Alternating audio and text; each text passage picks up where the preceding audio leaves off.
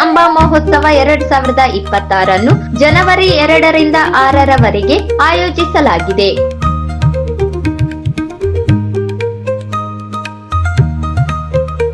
ಜಾತ್ರಾ ಮಹೋತ್ಸವ ಪ್ರಯುಕ್ತ ವಿವಿಧ ಧಾರ್ಮಿಕ ಹಾಗೂ ಸಾಂಸ್ಕೃತಿಕ ಕಾರ್ಯಕ್ರಮಗಳು ಜರುಗಲಿವೆ.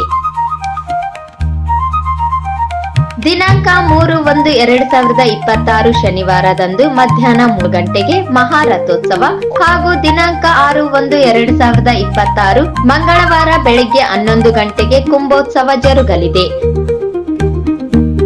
ಮನ ಜಾತ್ರೆಗೆ ಬನ್ನಿ, ಸರ್ವರಿಗೂ ಆದರದ ಸುಸ್ವಾಗತ. ಸ್ವಾಗತ ಕೋರುವವರು ಧಾರ್ಮಿಕ ದತ್ತಿ ಇಲಾಖೆ, ಶ್ರೀ ಅಂಬಾದೇವಿ ವ್ಯವಸ್ಥಾಪನಾ ಸಮಿತಿ ಹಾಗೂ ತಾಲೂಕು ಆಡಳಿತ, ಸಿಂಧನೂರು.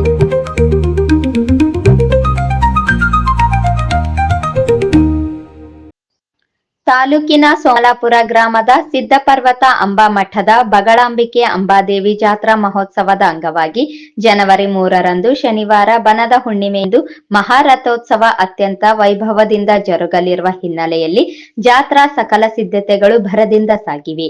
ಇಂದು ಜಾತ್ರಾ ಮಹೋತ್ಸವ ವಿದ್ಯುಕ್ತವಾಗಿ ಆರಂಭಗೊಳ್ಳಲಿದ್ದು 6ರವರೆಗೆ ವಿವಿಧ ಕಾರ್ಯಕ್ರಮಗಳು ನಡೆಯಲಿವೆ.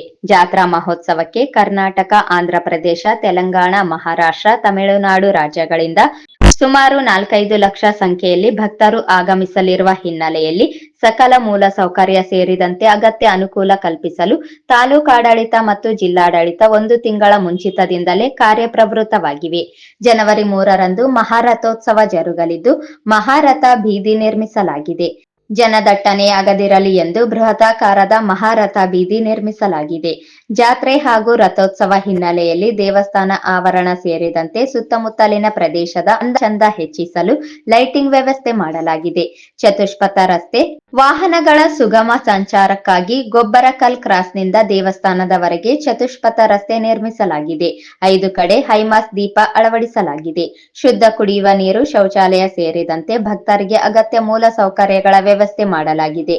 125 ಎಕರೆ ಪ್ರದೇಶ ವ್ಯಾಪ್ತಿಯಲ್ಲಿ 8 ಕಡೆ ವಾಹನ ನಿಲುಗಡೆ ಮಾಡಲು ಪಾರ್ಕಿಂಗ್ ವ್ಯವಸ್ಥೆ, 100 ಕಡೆ ತಾತ್ಕಾಲಿಕ ಶೌಚಾಲಯ ವ್ಯವಸ್ಥೆ, ಮಹಿಳೆಯರಿಗೆ ವಿಶೇಷವಾಗಿ ಸ್ನಾನಗೃಹ ನಿರ್ಮಾಣ, 8 ಎಕರೆ ಪ್ರದೇಶದಲ್ಲಿ 6 ಅಂಗಡಿಗಳಿಗೆ ಅನುಕೂಲ, ಕಾಲುವೆ ಮೂಲಕ ಕೆರೆಗೆ ನೀರು ತುಂಬಿಸಲಾಗಿದೆ. ಸಿದ್ಧತೆಗಳನ್ನು ಸಿಂಧನೂರಿನ ಶಾಸಕ ಹಂಪನಗೌಡ ಬಾದಾರ್ಲಿ ವೀಕ್ಷಿಸಿ ನಂತರ ವಾಹಿನಿಯೊಂದಿಗೆ ಮಾತನಾಡಿ, ಈ ಬಾರಿ ಅಂಬಾದೇವಿ ಜಾತ್ರಾ ಮಹೋತ್ಸವ ಅತ್ಯಂತ ವಿಜೃಂಭಣೆಯಿಂದ ನಡೆಸಲಾಗುತ್ತಿದೆ. ಮುಖ್ಯಮಂತ್ರಿ ಸಿದ್ದರಾಮಯ್ಯ, ಉಪಮುಖ್ಯಮಂತ್ರಿ ಡಿಕೆ ಶಿವಕುಮಾರ್ ಸೇರಿದಂತೆ 6-7 ಜನ ಸಚಿವರು ಆಗಮಿಸಿ ರಥೋತ್ಸವಕ್ಕೆ ಚಾಲನೆ ನೀಡಲಿದ್ದಾರೆ. ಇದಕ್ಕಾಗಿ 1 ತಿಂಗಳಿನಿಂದ ಸಿದ್ಧತೆಗಳನ್ನು ಮಾಡಿಕೊಳ್ಳಲಾಗಿದೆ. ಲಕ್ಷಾಂತರ ಭಕ್ತರು ಜಾತ್ರೆಗೆ ಆಗಮಿಸಲಿದ್ದಾರೆ. ಭಕ್ತರಿಗೆ ಮೂಲಭೂತ ಸೌಕರ್ಯಗಳನ್ನು ಕಲ್ಪಿಸಲಾಗಿದೆ. ಭಕ್ತಾದಿಗಳು ಮಾತೆ ಅಂಬಾದೇವಿ ಜಾತ್ರೆಗೆ ಬನ್ನಿ ಎಂದು ಆಹ್ವಾನ ನೀಡಿದರು. ಮುಖ್ಯಮಂತ್ರಿಗಳು, ಉಪಮುಖ್ಯಮಂತ್ರಿಗಳು, ಜಿಲ್ಲಾ ಮಂತ್ರಿಗಳು, ಮುಜರಾಯಿ ಮಂತ್ರಿಗಳು, ಲೋಕೋಪಯೋಗಿ ಮಂತ್ರಿಗಳು, ಗ್ರಾಮೀಣಾಭಿವೃದ್ಧಿ ಅಮ್ಮನ ಜಾತ್ರಾ ಮಹೋತ್ಸವಕ್ಕೆ ಆಗಮಿಸಲಿದ್ದು ತಾಲೂಕು ಆಡಳಿತ, ಅಂಬಾದೇವಿ ಸಮಿತಿ ಮತ್ತು ನಾನು ಶಾಸಕನಾಗಿ ಕಳೆದ 1 ತಿಂಗಳ ಅವಧಿಯಿಂದ ಬಹಳಷ್ಟು ಅಭಿವೃದ್ಧಿ ಕೆಲಸಗಳನ್ನು ಕೈಗೆತ್ತಿಕೊಂಡು ಈ ಜಾತ್ರಾ ಮಹೋತ್ಸವ ನಾಡಿನ ಜನತೆಗೆ ತಾಯಿ ಅಂಬಾದೇವಿಯ ಒಂದು 400 ವರ್ಷಗಳ ಇತಿಹಾಸ ಪರಿಚಯ ಮಾಡಿಸ್ತಕ್ಕಂಥ ಜಾತ್ರಾ ಮಹೋತ್ಸವ ಆಗುತ್ತೆ.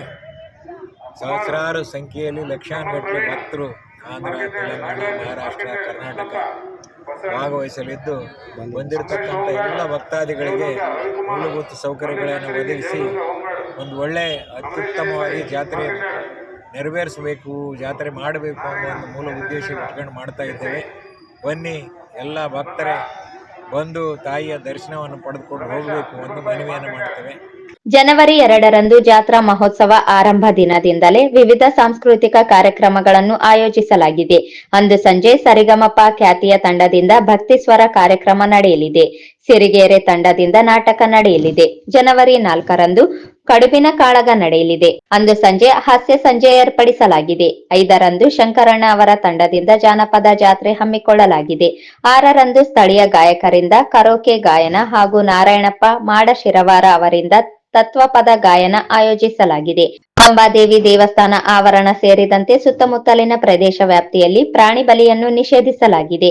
ಯಾವುದೇ ರೀತಿಯ ಅಕ್ರಮ ಚಟುವಟಿಕೆಗಳು ಕಂಡುಬಂದಲ್ಲಿ ನಿರ್ದಾಕ್ಷಿಣ್ಯ ಕ್ರಮ ಜರುಗಿಸಲಾಗುವುದು. ಭಕ್ತರ ಸುರಕ್ಷತೆ, ಭದ್ರತೆ ಹಿತದೃಷ್ಟಿಯಿಂದ ಪೊಲೀಸ್ ಬಂದೋಬಸ್ತ್ ನಿಯೋಜನೆ ಸೇರಿದಂತೆ ಇನ್ನಿತರೆ ಸುರಕ್ಷತಾ ಕ್ರಮಗಳನ್ನು ಕೈಗೊಳ್ಳಲಿದೆ ಎಂದು ಪೊಲೀಸ್ ಇಲಾಖೆ ತಿಳಿಸಿದೆ.